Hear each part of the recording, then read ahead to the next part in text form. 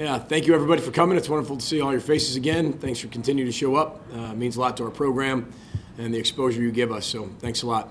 It was a wonderful victory for us, 70-21, obviously at Waldo Stadium. Incredible turnout, 24,000 people, somewhere around there, which I was just astonished with. I absolutely love it. I love when our community shows up and support. Reminded me of last year, Michigan State. Really proud of our play, particularly on defense in the second half, and particularly on offense in the first half. So we've got to continue to put a complete game together from start to finish. But I'm very pleased with how our team fought, how they handled adversity, how they handled the rain delay, how they handled someone scoring on them, and how we were able to respond from that. We got a lot to learn, though. We got to grow up really fast, especially on the back end in the secondary, and we will. We've got a young secondary. We knew that going into the season. It wasn't like we had older guys that got hurt. We knew that, and so we've got to get those guys to grow up, and I know they will. We had a phenomenal day at practice today. Kids came out with a ton of energy, and it was a pretty physical practice today. So as we go through tomorrow, it'll be a little less, and then obviously less Thursday and Friday. But I was really proud of the response coming out on a Tuesday's practice with what they were able to do. So I'm sure you got a lot of questions, so I'll leave it as that and open it up. Coach. Hi, Al. Beautiful day to sell some homes, man. Every day is a good day to sell. Well, yeah, this is even a more special day. This is an elite day. Coach, so far this year, you've really done well at cutting no turnovers so far, and the mistakes seem to be down from last year. Can you comment on, does the team just more disciplined, or is it just part of the growing process? That's part one. Okay, I'll answer that right now. How's that? This is a way more mature football team than we've ever had. I can't sit there and say it's going to be the best team ever. I can't sit there and promise you 10 more wins. I can't sit there and promise you different things. But what I can promise you, this is the most mature football team I've ever coached as an assistant and as a head coach. What does that mean? Maturity is very simple. We define it, part of our Bronconese and our culture, right? When doing what you have to do and you're expected to do becomes what you want to do. Which, again, when you think about football, I got to practice. I got to go to two-a-days. They can't wait to do it. And they can't wait to be able to respond to adversity. They can't wait to be able to respond to success. That's what maturity is all about. And you can carry that over in your life. You can carry that over in your academics. You can carry that over into football. It's the most mature football team. They understand the value of the ball. Now, we fumbled one on Saturday, but if you watch that rerun, you watch Donnie Ernsberger, he's blocking, hits the ground, pops up, chases the ball, which he's taught to do, which he loves to do. Some people hate doing that. He loves to do it. Happens to be a ball on the ground, flies in there, and in the scrum, comes up with the football, so we still have 0 turnovers on offense. But again, we're only +1 in the turnover margin, so we've got to get more turnovers and more takeaways on defense. The only one we've really had was the one on the goal line at Northwestern, right? So it's positive on one end, but also we need more on the other end. And that's what we've really emphasized in practice. So hopefully what you emphasize is what you're going to get. And so hopefully we get some of that. But really good question, because, it's not about being perfect or playing perfect. It's about having a mature ball club that understands how the process of winning works.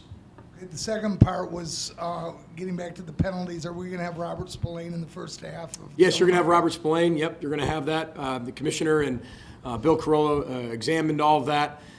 Targeting gets you kicked out, for the next half. But again, I think they reviewed some of those things. And again, I'm never going to question our officials, but I do want to talk about if one of my players isn't allowed to play, I want to know why. And, the way they explained it back to me, he will be reinstated because the offense is what he did. You couldn't see that on film, even the game tape plus the actual film. So the TV copy plus the film. So again, I appreciate that. Now, the first one, we got to be way more disciplined, right? We got to be way more disciplined. And like I said in my press conference after the game, we let the circumstance dictate our behavior in some instances. But it was leading up, one play after another, and then it was just building. And usually our team just lets that go. And then we get to a point where it's okay, where it just kept escalating, and finally a reaction happened, which we got to cut out. So we cleaned those things up. We addressed those things. And I think our players definitely understand that. But Robert Spillane will be ready to go. Coach, Nick Buckley from Battle Creek Inquirer. What's up, man? Hey, What can you tell us about Illinois? What do you see on film? And Coach Lovie Smith obviously taking over this year. Yeah, first of all, Lovie Smith. I mean, he's one of the legendary coaches. Everybody knows Lovie, and I know Lovie. I'm sure he doesn't know who I am. That's okay. But I do know him. I do know his tradition. I do know his history and his past. I grew up a Bears fan, right? So you know everything that way. You know his Tampa 2 style defense and the NFL style defense. Bob Legashevsky, who's the special teams coordinator, was a guy I worked with in Tampa Bay. Tim McGargle, their linebacker coach, obviously worked for us. So there's a lot of crossover similarities between knowing each other. But again, he's a guy that's always gotten results. Lovie has. He's always gotten results, always be able to get the most out of his players. And when you watch their film, they have that. They have incredible skill. Incredible skill. I mean, their D-line guys are incredible athletes. I mean, wait till you see these guys play. So we got our work cut out for us up front. They've got athletic linebackers. They're talented on the back end in the secondary. They tackle well. On the offensive side of the ball, I know they're going to clean a lot of things up. They played really well against Murray State, against North Carolina. They fumbled it 6 times, and they recovered it 5 of those 6 times. But again, I know that's going to be an emphasis that Lovie has, and Lovie's an elite coach, right? He's going to go back, he's going to make the adjustments he has to be able to make, and he's going to emphasize those types of turnovers that could have been turnovers, and he'll get that cleaned up. So we're not expecting those types of things to happen. But Wes Lunt, it all revolves around Wes Lunt, their quarterback. And he's an athlete. He can run it. He can throw it. Very talented, very smart individual. They got a really good offensive line. They're dinged up a little bit on the offensive line. And number 11, one of their wide receivers can flat out fly. And they got athletes all over the place. Number 5 and number 22, their 2 tailbacks are very athletic. I would love to have those 2 guys. And they just joined the 3-headed monster. We'd have a 5-headed monster. They're really, really talented backs. And so we've got our work cut out for us. Bob Legashevsky, our special teams coordinator, I got a lot of respect for because I worked with him. And I know how detailed he is. So, again, it's a wonderful challenge for us going back into Big Ten country again. But I know our players are going to be ready for it. We got a long way to go in our preparation. But we respect them wholeheartedly. I know that. And they're a very, very talented football team. And you grew up as a Bears fan. Were you an Illini fan? I heard you were recruited by them. So, I was. Well, I don't know if I was recruited. I was 5'8", 4'9", 40, 155 pounds. But I set every Illinois State receiving record there was, right? So I thought, oh, yeah, Ron Turner's really going to like me. Now, Ron Turner and I are very close friends. And Ron Turner and I also worked together in Tampa. He was the quarterback coach. I was the wide receiver coach. And his office was right next door to me. And I would just every day just tell him, hey, why didn't you recruit me? Why didn't you recruit me? He's like, look at you. Why would I recruit you? And he was right. I mean, he was right. So, we just kind of had a running joke with that. But obviously growing up in the state of Illinois, the state school is University of Illinois. And obviously growing up, that would have been a dream to play there. Obviously, you go through the career, and my career I had playing at Northern Illinois was the greatest thing that ever happened to me. I wouldn't be here if I didn't play at Northern Illinois. Probably wouldn't be even into coaching if I didn't go to Northern Illinois. So Ron Turner took Schweigert. I think John Schweigert was his name. They took Eric McGooey that year, I think it was. McGooey. They were way more talented than me, so I could see that. So I went to the team with the 27-game losing streak. That's where I went and ended up flipping that around, though. So. But again, I have a lot of respect for him and Ron Turner at the time, and they're someone that you grow up with, the orange and blue, right? The Bears and the Illini. It's just you wore the same shirt to the Bears game, you wore the Bears shirt to the Illini game, and you were safe, So, but like I said, we're going to take it as one game season. That's all we're concerned about, and my past doesn't matter at all. Well, you do understand, like, the chip on your shoulder when you go against the Power 5 conference schools. Some guys on your team maybe were looking for that scholarship offer. Is that something that just gets added? It doesn't change how they prepare, but just mentally. Nick, good question. We don't even talk about a chip, man. It doesn't matter who we play. We talk about a crack. We're talking about Grand Canyon-type crack in the earth, right? That is what our players play with. That is our how. And it doesn't matter who we play. And we don't single out you guys from Illinois. You got to play better because it's a state school and they didn't recruit you. A lot of them got recruited by Illinois. And the one thing about us is that your how will take over. It doesn't matter who you play. So I don't think there's anything like they have to play better because I'm from Illinois. There's no bigger crack just because of it. We don't blow that up. We didn't do that against Northwestern. We don't do that against North Carolina Central with Keon Adams from North Carolina. We don't do that with Illinois. I mean, everybody, whoever goes wherever they're supposed to be is meant to be, right? And then we just have to take one-game seasons and play our best football in those one-game seasons, no matter who we play against. Hey, Coach, Corey Olson from Medline. Hey, Corey. Welcome. Thank you. The Illini have been struggling a little bit with penalties on both sides of the ball. As a staff, do you guys go in with a way to kind of entice some more of that out of them, even though they'll probably be really focusing on not doing those penalties? But when you have it on both sides of the ball like that, is there any other than hard snaps and things like that, hard counts? Yeah, which we normally do. We're going to go in with our normal type game plan of what it's going to take to get a W on Saturday. But we don't really necessarily analyze that because each week is its own individual entity, right? And there could have been things North Carolina was doing to be able to have that happen, both on the field, pre-snap, after the snap, all types of things. The way they hit, where they hit at the ball, did they bite the ball? We're going to play. We're going to attack and play Bronco-style football, and we want to be able to create turnovers. We want to be able to have somebody. We want to dictate somebody's behavior eventually, right? But again, that's something that a coach necessarily doesn't focus on and say we got to exploit these things. We got to get out of our character to make somebody react to us. That's not what it's about. It's about us, and I'm sure Illinois is focusing on them just like we're focusing on us. Good question. Coach, you talked about heading back into Big Ten country. I was wondering if you talked a lot last year about how you wanted to play elite schools. Obviously, you played MSU, OSU, even Georgia Southern. You wanted to play top-notch programs. Do you think that's actually paying the benefits this year? That maybe it's a little less daunting after playing MSU and OSU to go in Evanston and maybe even Champaign, where it feels more attainable, more even ground for them. Yeah, well, here's what I'll say even about the Big Ten. It doesn't matter who you play in the Big Ten. It's the Big Ten. It's the Big Ten for a reason. It's a Power 5 conference for a reason. Now, when you play in Ohio State and Michigan State, when they're ranked in the top 5 of the country, it doesn't matter if you're playing Big Ten, ACC, SEC. The top 5 is the top 5. I mean, it's a little bit different. And we gave an analogy last year about putting, the baseball player puts a donut on a bat. Well, we put 100 donuts on our bat playing those two schools right off the bat, including Georgia Southern. But what it taught us was how champions look. Period. Doesn't matter what conference you're in, but how do champions look? How do they play? What do they hit like? How do they react? How do they respond? How strong are they? You gotta touch it, feel it, hear it. And that helped us at the end of the year. So all of those things, we have the same players playing again.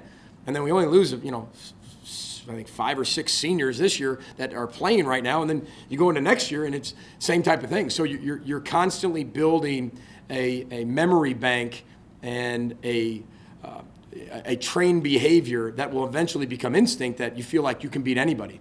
Instead of going into a game sitting there going, wow, this is a Big Ten score, ACC or SEC, whether it's top 5 or not, going, man, we don't know what that looks like. We don't know, how good we actually are. And then you get beat by 70 like we did at Iowa.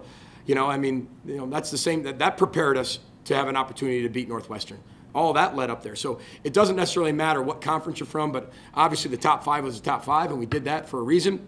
But again, scheduling these two, these are Big Ten opponents, and Northwestern's off a 10-win season. And I know they didn't beat Illinois State, but that defense is still, look at the numbers on defense. I mean, that's one of the top defenses in the country still. So, we got our work cut out for us.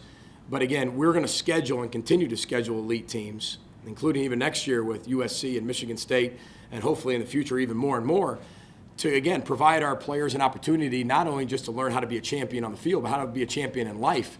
There's no easy shortcuts to winning championships. And you've got to beat the best to be the best.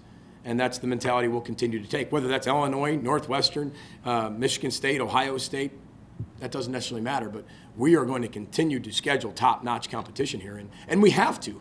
We've said that before, guys. It's not even a secret. This has been, even when I got the job, Kathy Beauregard explained to me, hockey, other sports that are really expensive, we have to be able to do things like this. But instead of just 2 money games, let's make it one recruiting base. Right? Who do recruits want us to see? Who does the fan base want us to see? Where can we go to get national exposure to become a national program that if we do beat them, we're on a national stage? And so you start developing those types of things. And obviously Northwestern and Illinois are schools that we recruit heavily in. We now recruit a little bit more in Georgia, now, Georgia Southern. So, everything kind of starts around recruiting. Where can we be able to get the Bronco and row the boat culture out there nationally to our recruits? But then obviously it starts going into the financial part of the budget and the athletic administration.